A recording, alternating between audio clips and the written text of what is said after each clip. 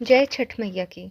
छठ पूजा सूर्य भगवान और छठ मैया की उपासना का वो पवित्र पर्व है जो सिर्फ एक व्रत नहीं बल्कि आत्मशुद्धि, आस्था और अनुशासन का प्रतीक है। 4 दिनों तक चलने वाले इस महापर्व में हर दिन की अपनी एक विशेष विधि और नियम होते हैं।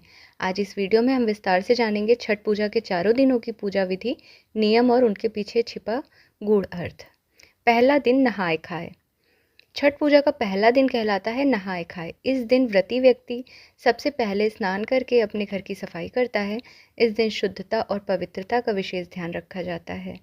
व्रती गंगा या किसी पवित्र नदी में स्नान करता है। घर आकर मिट्टी के चूल्हे पर शुद्ध देसी घी में बना हुआ लौकी चने की दाल का प्रसाद बनाता है। यह प्रसाद व्रती सबसे पहले ग्रहण करती है, जिसे नहाए खाए कहा जाता है। इसके बाद व्रती अगले दिन 3 दिनों तक नमक, लहसुन, प्याज और मांसाहार से पूरी तरह दूर रहता है। आध्यात्मिक अर्थ यह है कि इस दिन शरीर और आत्मा की शुद्धि का प्रतीक है, जिससे व्रती का मन भक्ति के लिए तैयार होता है। दूसरा दिन खरना। दूसरा दिन सबसे महत्वपूर्ण माना जाता है, इसे खरना कहा जाता है। इस दिन व्रती पूरा दिन निर्जल उपवास रखता है, यानी ना कुछ खाता है और ना ही पीता है। शाम को सूर्यास्त के बाद व्रती भगवान सूर्य को अर्घ्य देता है। फिर मिट्टी के चूल्हे पर गुड़ की खीर, रोटी और केले का प्रसाद बनाया जाता है। पूजा के बाद व्रती स्वयं वह प्रसाद ग्रहण करता है और फिर परिवार व आसपास पड़ोस के लोगों को बांटता है। प्रसाद में नमक या चीनी का उपयोग नहीं होता। पूरा वातावरण पवित्र और शांत रखा जाता है। यह दिन संयम और आत्मनियंत्रण का प्रतीक है। शरीर में भूख को त्याग कर आत्मा को भक्ति में लीन करना है। तीसरा दिन संध्या अर्घ। तीसरे दिन का महत्व सबसे अधिक होता है। इस दिन व्रती सूर्यास्त के समय डूबते हुए सूर्य को अर्घ्य देता है। इसी दिन असली छठ का उत्सव मनाया जाता है। व्रती पूरे दिन निर्जल उपवास रखता है। शाम को सूर्यास्त के समय घाट पर जाकर सूर्य को अर्घ्य दिया जाता है।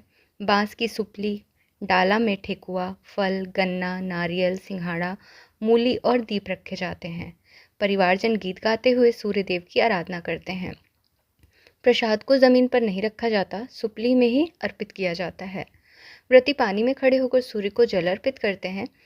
डूबते सूर्य को अर्घ्य देना जीवन में अस्त होते क्षणों में भी ईश्वर के प्रति आभार व्यक्त करना होता है। चौथा दिन उगते सूर्य को अर्घ्य देना। छठ पूजा का अंतिम और सबसे शुभ दिन होता है उगते सूर्य को अर्घ्य देने का। यह दिन पूर्ण भक्ति और आनंद का प्रतीक है। व्रती और परिवारजन सुबह ब्रह्म मुहूर्त में घाट पर पहुंचते हैं। जैसे ही सूर्य की पहली किरण निकलती है, व्रती उगते सूर्य को अर्घ्य देता है और छठी मैया से परिवार की सुख समृद्धि की प्रार्थना करते हैं। अर्घ्य देने के बाद व्रती पारण करता है, यानी उपवास खोलता है। पारण में गुड़ की खीर और पानी से उपवास तोड़ा जाता है। यह दिन नई शुरुआत और सकारात्मक ऊर्जा का प्रतीक है। उगते सूर्य को अर्घ्य देना जीवन में नए प्रकाश का स्वागत करना है। 4 दिनों की यह पूरी पूजा केवल व्रत नहीं बल्कि आस्था, अनुशासन और आत्मबल की परीक्षा है। छठ पूजा हमें सिखाती है प्रकृति, सूर्य और जल का सम्मान करना ही सच्ची भक्ति है। छठ मैया सब पर अपनी कृपा बरसाएं।